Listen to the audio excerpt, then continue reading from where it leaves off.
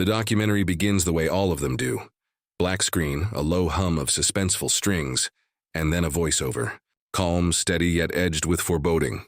They seemed perfect. Every neighbor, every friend, even family, they all said the same thing. But when the cameras start rolling, perfection is just another mask.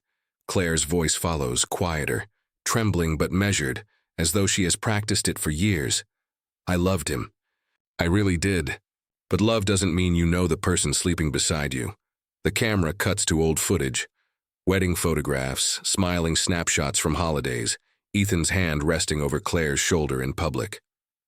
He looks every bit the model husband. Tall, composed, his smile restrained but respectable. Yet, as the voiceover presses on, the images begin to feel staged, curated, as though chosen carefully to protect something beneath. Claire sits in a dimly lit room, her profile turned slightly away from the lens. She is in her mid-30s, pale, worn, strands of blonde hair falling loose around her face. Her hands clutch the edge of the chair. People talk about the night everything changed, she whispers. But the truth is, it wasn't just one night. It was always there, waiting. The screen cuts to grainy police tape footage, a suburban home lined with yellow ribbon, neighbors clustered behind it, whispering. The atmosphere is suffocating, a world too ordinary for the horror it conceals. The narration shifts to a measured description of Ethan, not his crimes, yet but the way others saw him. A devoted husband, financial consultant, the man who kept his lawn neat and his greetings polite. He was soft-spoken, careful with words, always the one people described as steady, but Claire's memory contradicts the picture. He hated being filmed, she admits. Every time someone brought out a camera, his face would tighten, like he was afraid of being caught. Though back then, I didn't understand why. The camera lingers on her eyes, wide, glistening, restless. Then we see Ethan only through Claire's recollections, standing at the kitchen counter with sleeves rolled neatly, his voice low, measured but edged with impatience whenever she asked too many questions. She recalls how he could silence a room without raising his tone, how he smiled at her in public but went cold behind closed doors. The documentary's narrator returns. What began as the story of a marriage soon became the story of deception. What began as love would unravel into one of the darkest cases this town had ever witnessed. The pacing quickens. Cuts of newspaper headlines, blurred mugshots, investigators carrying boxes of evidence. But Ethan's face never appears fully, always obscured or half-turned, like a ghost haunting the edges of the frame. Claire leans forward in her chair, her voice breaking just enough for the camera to catch it. The last night, I can still hear it. The way the air felt heavier, the way he looked at me when I asked about the box in the attic. That's when I knew I wasn't living with the man I thought I married. The strings swell. The camera fades to black. A title card flashes. The screen fades in from black. Slow piano notes echo beneath the narrator's voice. To the outside world, Ethan Hart was everything a husband should be. Successful, dependable, admired. But when you peel back the layers of perfection, you start to see the cracks that were always there. The documentary cuts to photographs. Ethan in a tailored suit, shaking hands with clients. Claire tucked against his side at a dinner party. The two of them laughing on a holiday beach.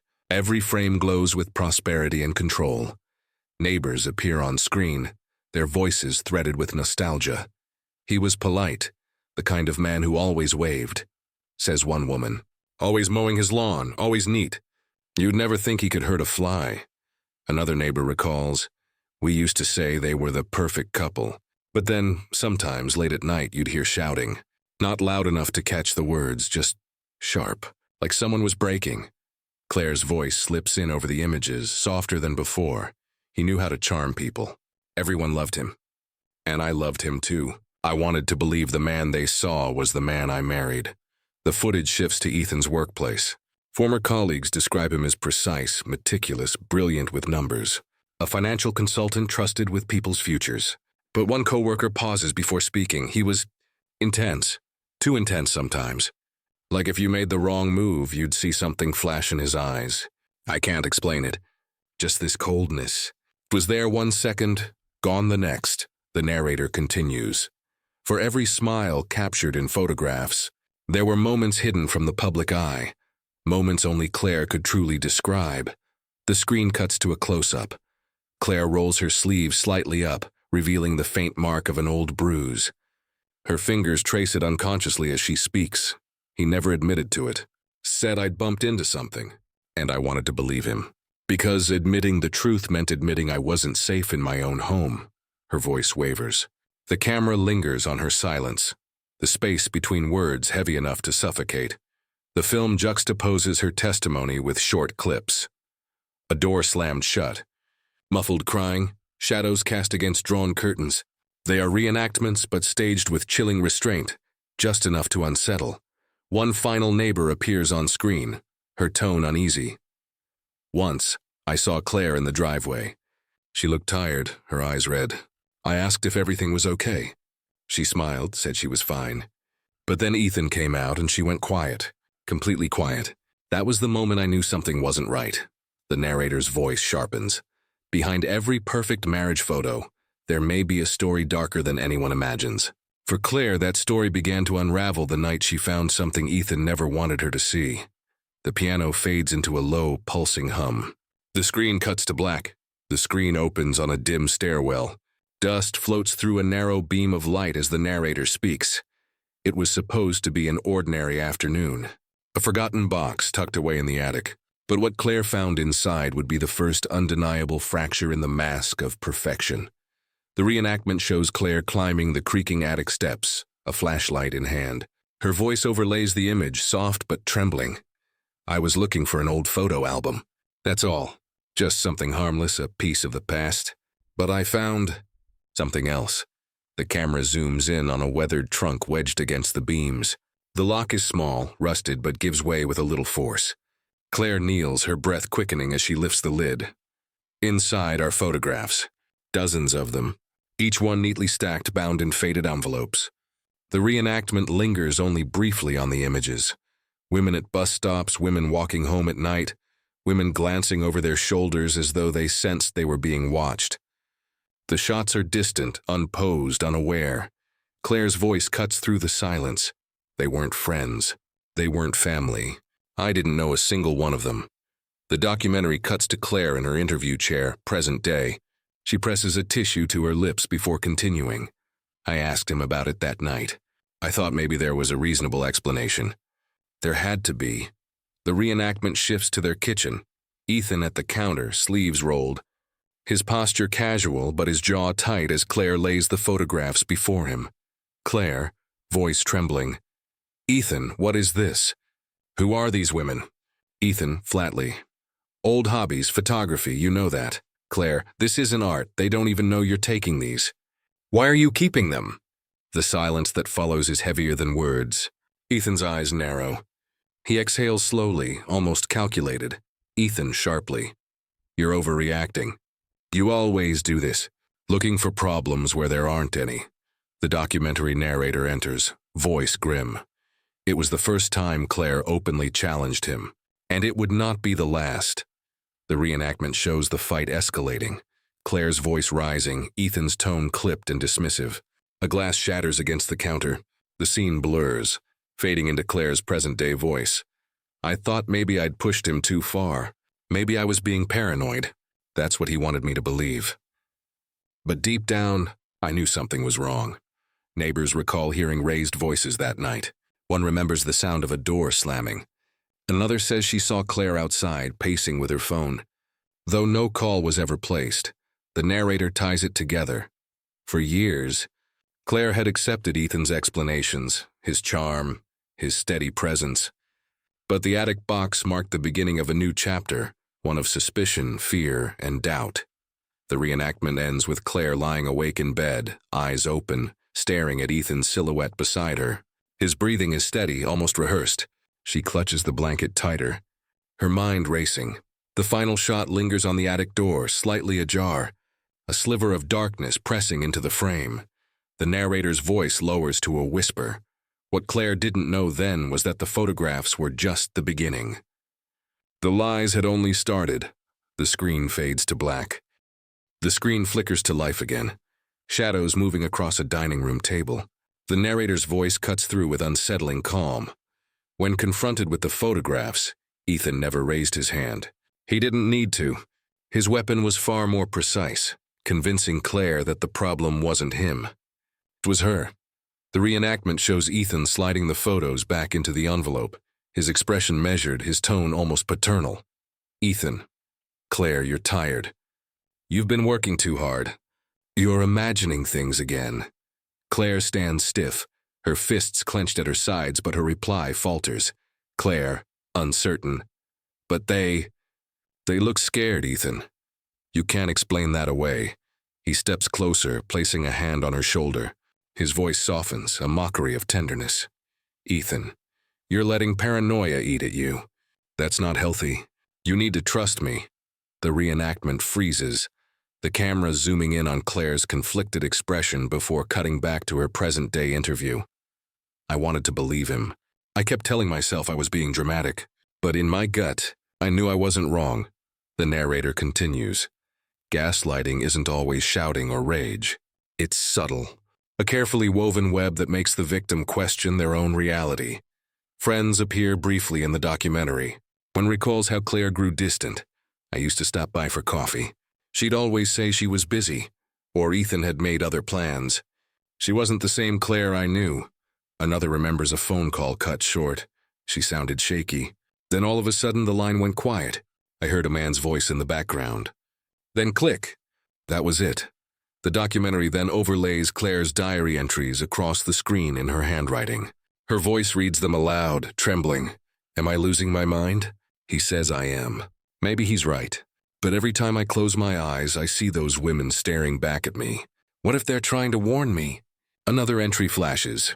He told me today that my friends don't understand us, that they're jealous, that I should stay away. I agreed. Why did I agree? Why can't I fight back? The reenactment shifts again. Claire sitting alone at the kitchen table, a half-finished cup of tea in front of her. Ethan enters, sets his hand gently on her back, his smile calculated. Ethan, calm.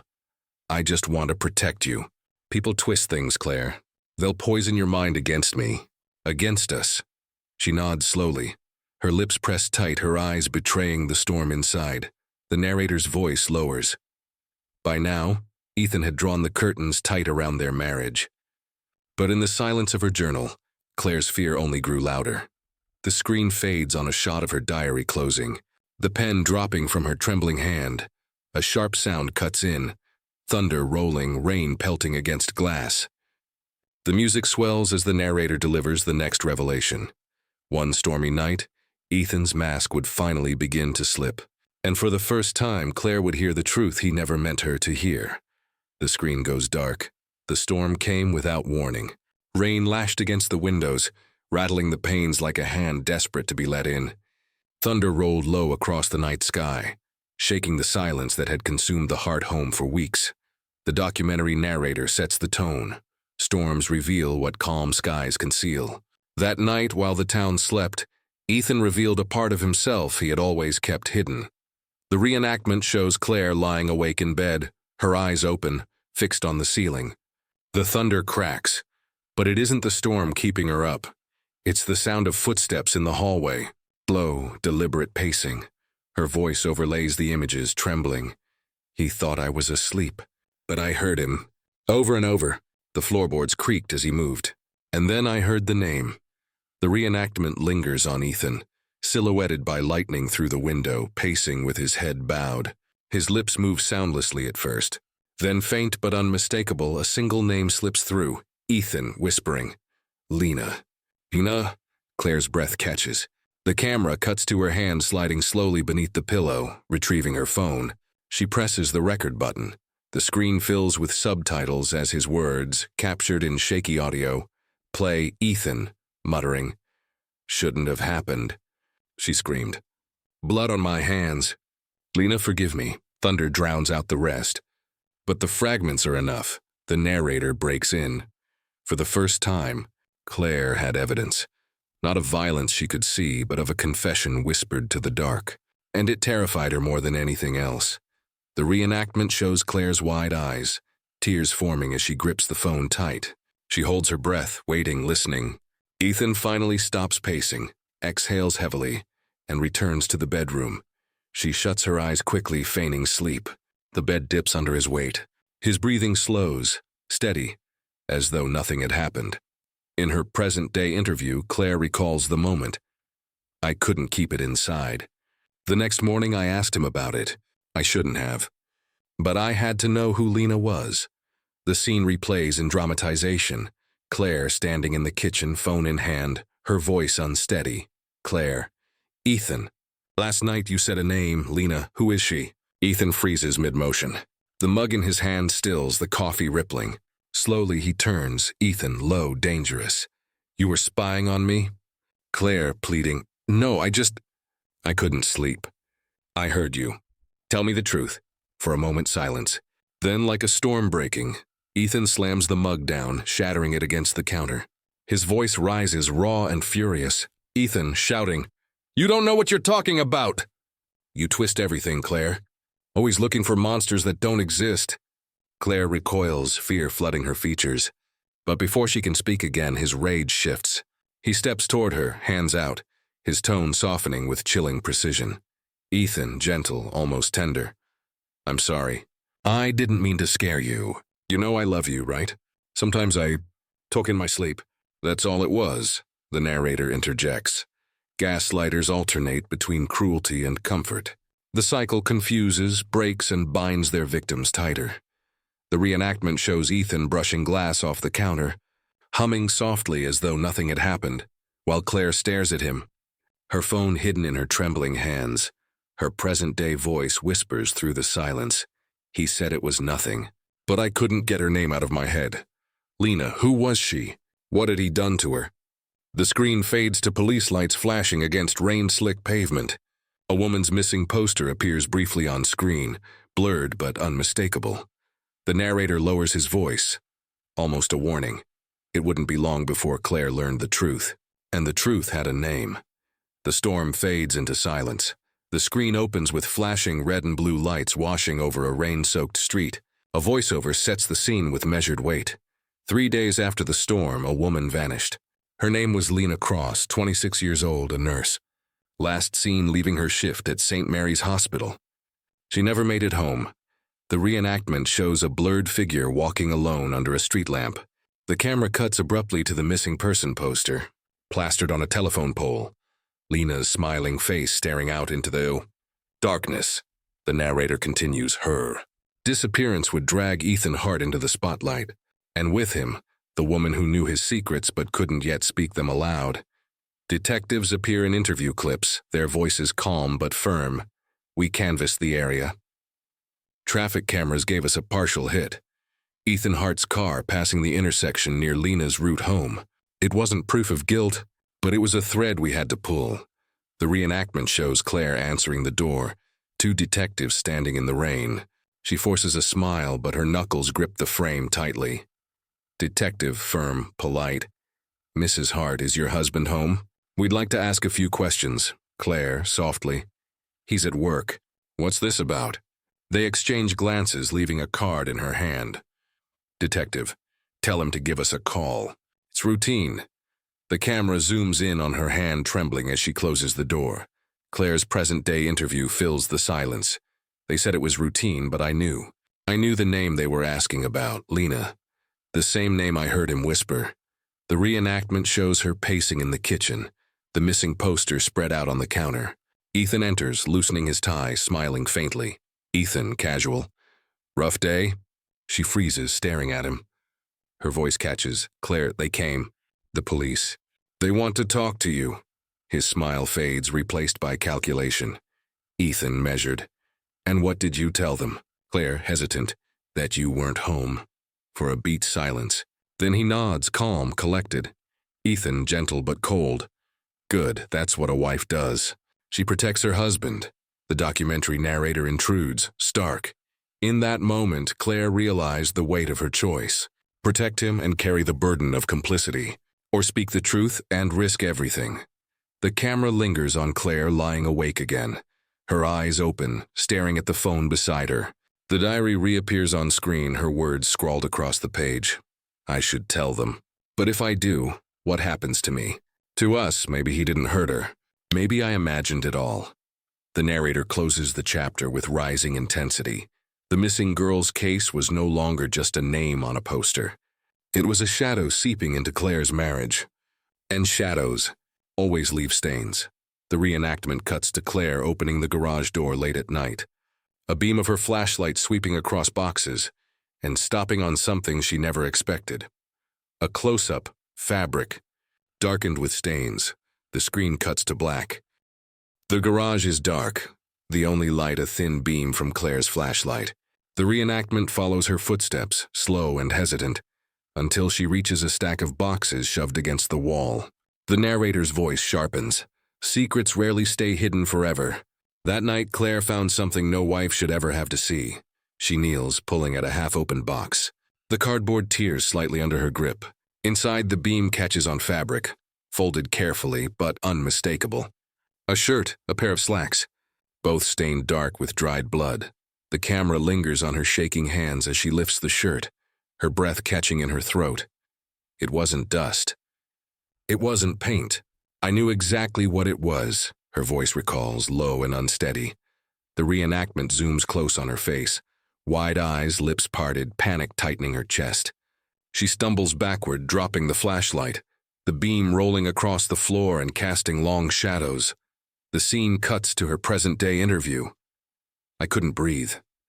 My body just shut down. I wanted to scream, to run, but I froze. I froze because the garage door creaked open. The reenactment slams the moment into focus. Ethan stepping inside, keys jingling, his silhouette framed in the doorway. His eyes fall on Claire, then the box. Ethan, calm, too calm. What are you doing out here? Claire's voice shakes, almost breaking. Claire, what is this, Ethan? Why are these here? For a moment, he says nothing. He moves closer, crouches, picks up the shirt as though examining a stain. His expression doesn't falter. Ethan, flatly. It's not what you think. Claire, near tears. It's blood.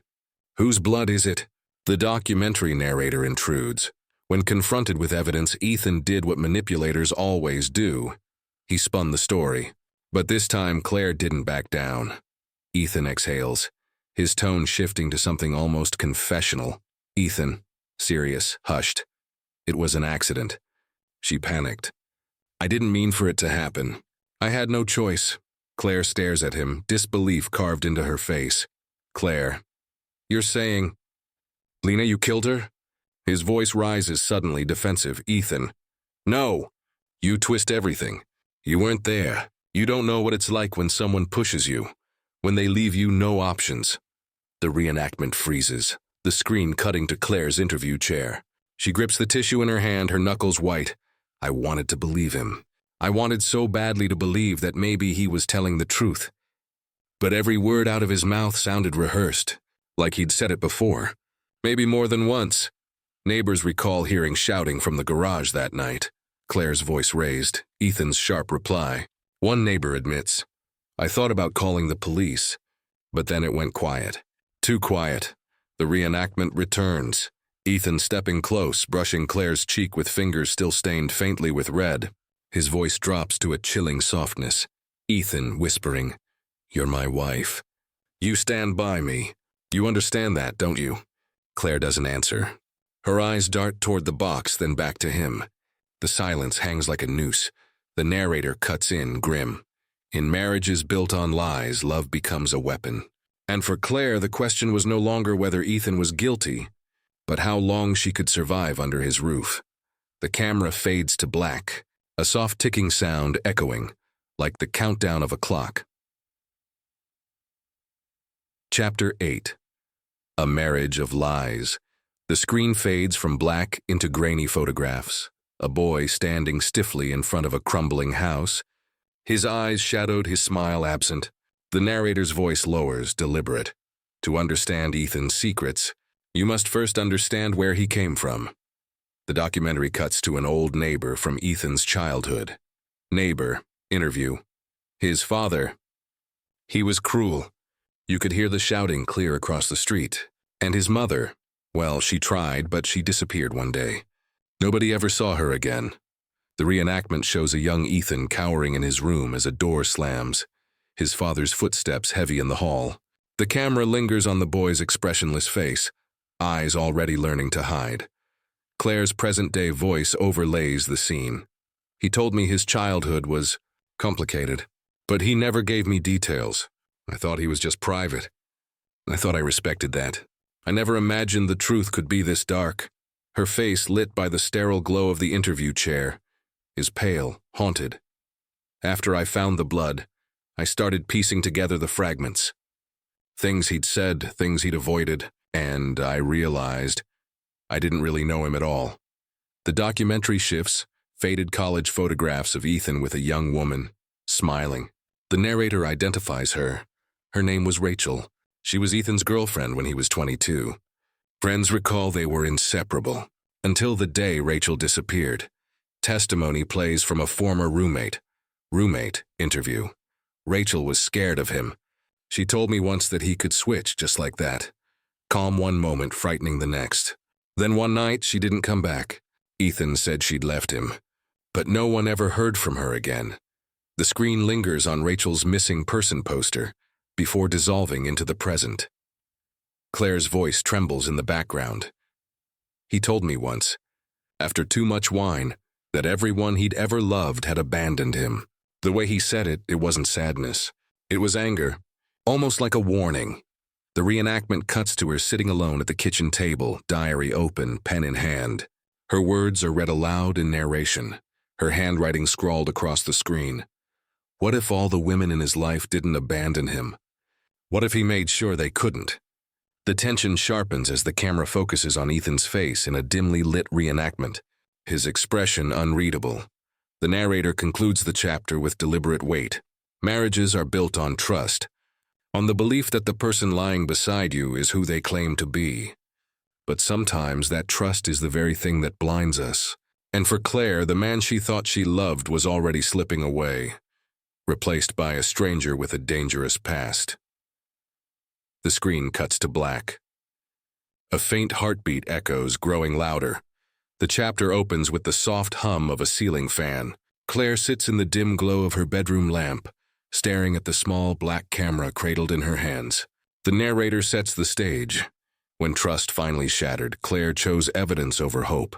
If Ethan was hiding something, she would no longer ignore it. She would expose it. The reenactment shows Claire kneeling in the living room, tucking the device between books on a shelf.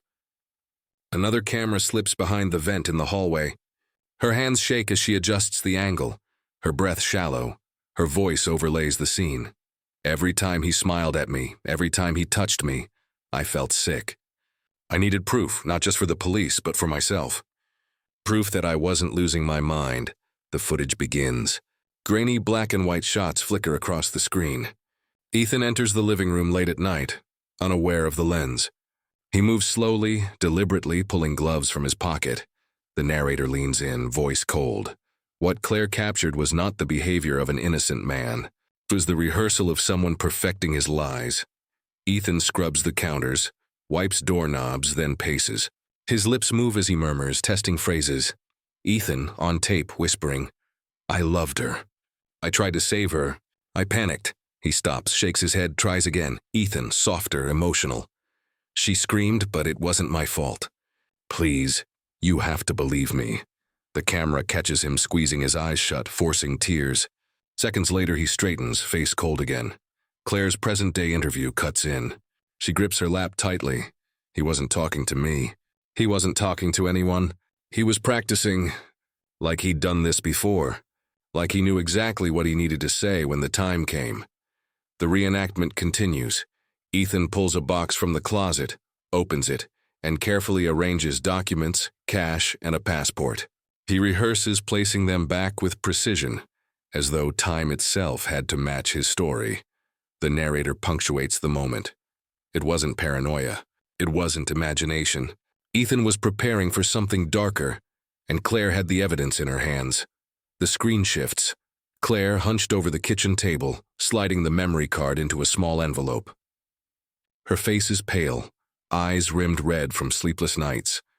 Her diary entry overlays the scene in trembling handwriting. "I'm delivering this to the police tomorrow. If he finds out before I do, I won't survive. The documentary reenactment dramatizes the delivery. Claire walks into the precinct, envelope clutched like a lifeline. The detectives exchange glances as they review the footage, their expressions hardening. Detective interview. What she brought us was chilling. Not just circumstantial. This was a man rehearsing his guilt. The final sequence returns to Claire's trembling hands as she exits the precinct, rain pouring around her. She looks back over her shoulder, terrified, as though Ethan's shadow might follow her. The narrator's voice closes the chapter. For Claire, the trap was set. But in a marriage built on deception, the hunter and the hunted can change places without warning. The sound of a door unlocking echoes into darkness. The kitchen clock ticks in steady rhythm, each second a hammer in Claire's chest. The reenactment shows her standing by the sink, hands trembling as she dries a glass. The narrator's voice cuts through the silence. After weeks of fear, Claire's choice to turn to the police placed her in mortal danger. And when Ethan discovered her betrayal, the perfect marriage finally shattered.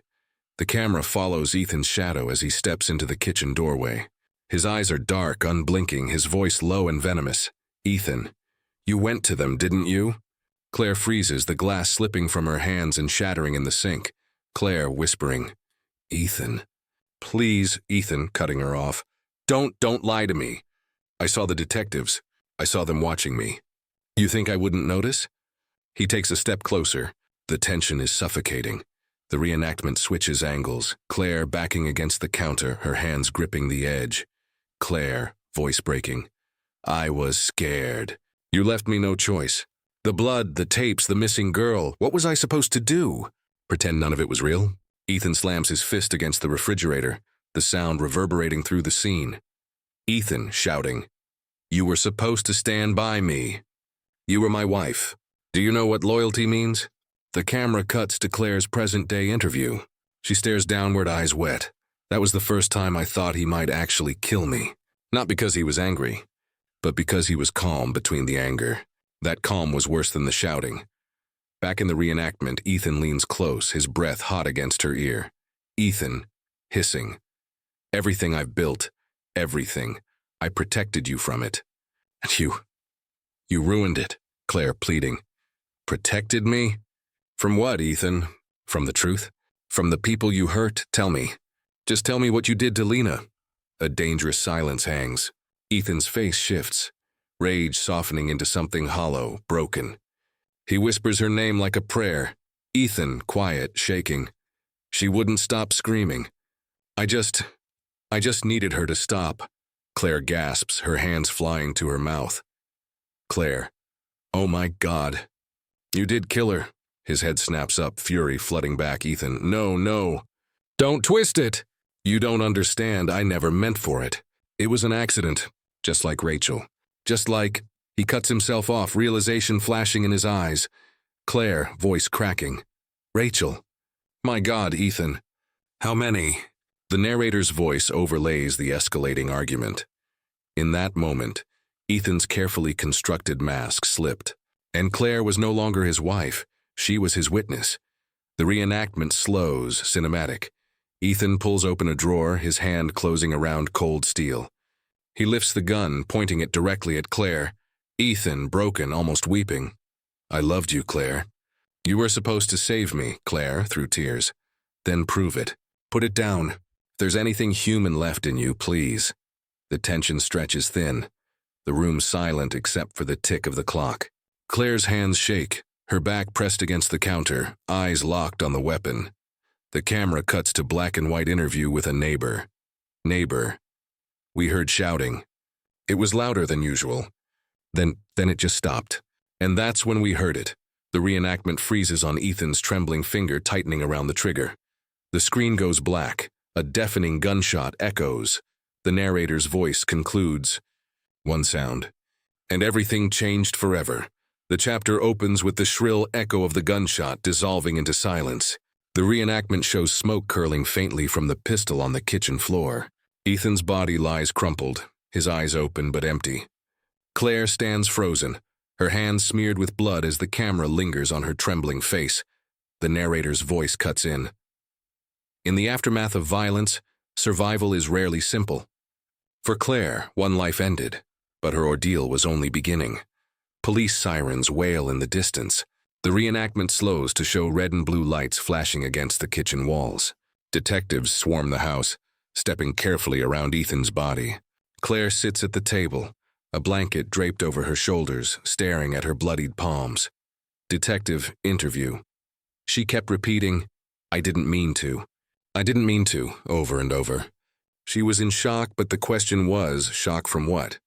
From killing him, or from getting caught in her own game? The documentary cuts to a montage of evidence. The hidden tapes, the bloodied clothes, photographs of missing women, Ethan's box of documents. Each image is stamped with a date, cataloged, and sealed in evidence bags. The narrator underscores the weight, piece by piece. Investigators reconstructed a web of secrets stretching back years. Victims, patterns, cover-ups. But the only person left to explain it all was the woman sitting across from them. The reenactment shifts to the interrogation room. Claire sits under harsh fluorescent light, hands clasped tightly. Her voice shakes in the recording. "Claire, he was dangerous. He killed them, I know he did. I stayed because I was afraid, because I thought if I left I'd end up like them." A detective presses, "Detective, why didn't you come forward sooner? Why hide bruises? Why keep a diary instead of calling us?" Claire's eyes brim with tears. "Claire, because no one would believe me. He was perfect to everyone else. And I loved him. I kept thinking he'd change."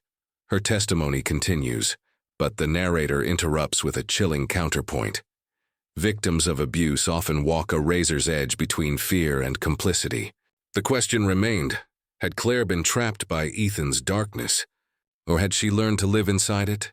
The documentary presents opposing voices. A friend insists Claire was controlled, manipulated into silence.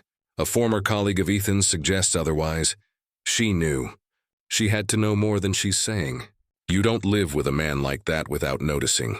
The reenactment returns to Claire, now alone in her bedroom, staring into the camera during her final police interview. Her voice is soft, almost whispering. "Claire, he's gone. But the nightmares aren't. And I don't know if I'll ever be free of him." The narrator delivers the closing line over a slow pan of Ethan's mugshot and Rachel's missing poster side by side. Truth, in marriage and in murder, is rarely simple. Ethan may have taken his secrets to the grave, but Claire, the widow left behind, would carry hers for the rest of her life. The faint echo of the gunshot returns, fading into silence. The final chapter opens with slow, sweeping shots of an overcast sky. Bare trees bend in the wind as the camera drifts over a quiet cemetery. A single headstone stands out. Ethan James Holloway, DD4 2023. Flowers already wilting. Rest at its base. The narrator's voice cuts through the silence. No film, no script, no stage performance could ever capture the reality of what happens behind closed doors. The Holloways looked perfect to the world, but behind their smiles, behind their vows, was a darkness darker than any movie. The reenactment shows Claire walking between the graves, her figure small beneath the gray sky. She carries no flowers, no offerings. She simply stands at Ethan's headstone, her face unreadable. The camera zooms slowly, capturing her lips as they part, as though she might speak. But no words come. She only presses her hand against the cold stone, then lets it fall away. The documentary intercuts her visit with voices from others. Friend, interview. She was trapped. That much I know.